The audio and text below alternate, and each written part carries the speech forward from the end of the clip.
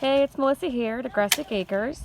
We haven't done a video in a while, but I thought I'd get a quick one in today since we are out finally building our chicken run, as you can see. You can also see the chickens just out here hanging out in the background. So the run that we built is 12 by 12, so it's 144 square feet, and it is 7 feet high. Normally for 16 chickens, we would have maybe one that was a smidge bigger, but these were the plans we found with the space we had, and we just didn't want to do anything that was too massive since we're very new with building things. So we figured we would do this for now, because we also plan to have them free range quite a bit whenever we can. This is just so if we go out of town for a night or the dogs are outside and I don't have to worry about separating them, then we can have, you know, a protected area where they have more space. So it should be pretty decent size. And we are going to add a door in between some of these studs so we can get in and out. And of course, as you can see, my husband is putting the hardware cloth on the whole thing right now, including the roof. But we do have a lot of hawks in the area that we've noticed. So I keep the dog outside quite a bit with the chickens. We do have some dead space back here where we are going to put a rainwater collection and some storage back here. We want to try to utilize this space here between the chicken coop and the fence as much as we could, so that's why we kind of made it a little bit bigger and just more room for the chickens. And we're pretty basic builders, and we were able to figure this out so far, and it actually looks really sturdy and good. We were pleasantly surprised, so my husband actually did most of the work.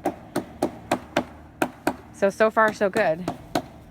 We did not do a trench with chicken wire or anything like that, like super protection for predators, because we also have this fence right here which goes to the ground. So we figured between those two, hopefully that keeps out the predators.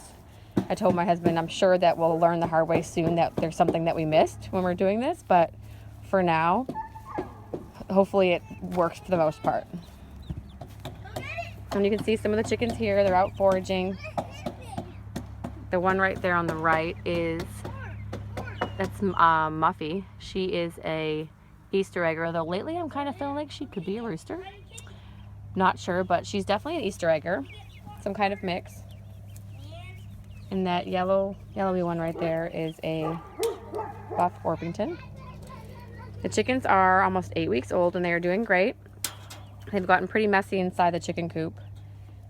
So far the sand method is working well, though I have not been cleaning it nearly as much as I need to because I've just been kind of lazy. But with the scoop and stuff, it's actually been working well, and it doesn't smell great in there, but it's not terrible. I think they're all under the coop right now. See if I can find some more of them in a second. I guess they're all in there. Take a peek inside the coop. Hi guys.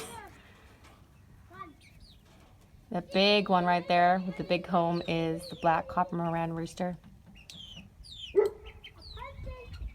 I've been really surprised in how much they are eating. They've been going through that big thing of food, which I guess is about a gallon. I think I have about a gallon for the food, and the water is 2 gallons. And they've been going through that about every 2 days at least. Which I'm thinking, man, I should have got a bigger one because they are just eating and they're only going to get bigger. You can see over there in the corner next to their food that I added some diatomaceous earth in here in the sand to hopefully keep pests out. And so far so good. We did end up losing one more chicken. We had been kind of experimenting with the chickens to see if they would go inside when it was dark.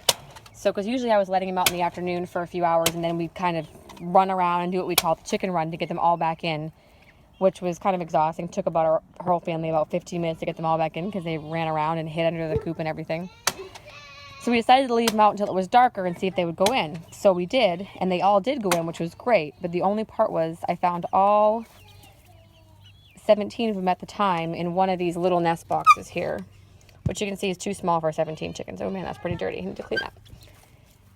And the next morning, I got them out as soon as I could, but the next morning I noticed there was one in there that hadn't made it, so she got smushed, which makes me pretty sad. So a lesson that we learned the hard way, that they are very fearful, especially at this age, of predators at night, especially when it gets dark. But the good news is we'll have the run soon. Can't really see through there. We'll have the run soon so that we can leave them out outside if it's later, and they hopefully won't be scared since they'll have more protection. Hi guys! Let's see, the one near the door is a New Hampshire Red. The one that we lost was the other New Hampshire Red. I told my son that the one that died was his sister's because he was really attached to his. We're not sure which one it was though, but they look exactly the same. You're a pretty bird. That's another Easter egg that's walking out right now. They all have that beard, which is kind of amazing. And those two right there are both golden laced Wyandottes. And they actually hang out together a lot, which is interesting. They're the same breed. We have two of that breed, and we notice them together a lot.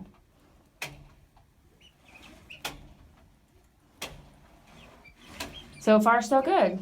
So we still won't have eggs for probably at least 4 more months, probably more like 5. Maybe the Leghorn will lay at 4 months, since I heard they lay early.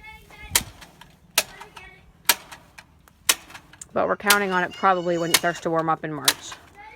And we're just over here getting the chicken wire on. A hardware cloth, rather. Much sturdier than chicken wire.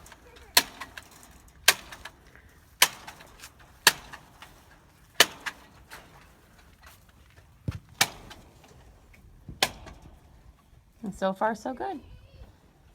We'll check back in soon when we have something more exciting happening.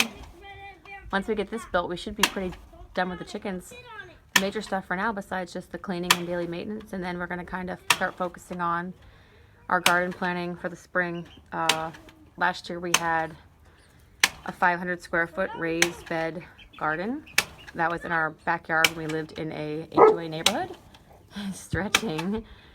And that was the biggest that we could have in that neighborhood. And this year I'm thinking I want to do at least 1,500 square feet, maybe 2,000. Ideally I'd like to have much bigger than that, but I'm trying not to get too ahead of myself. So currently we're trying to decide if we're going to do the raised beds again, which we really liked. But of course there's the expense of building them and the time and energy it takes to do so.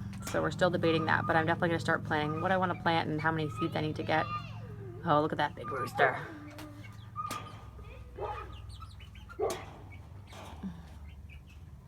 Thanks for watching, and check back soon. Hopefully we'll be back soon with another video. Definitely once we get our run finished here, which should be today or tomorrow at the latest.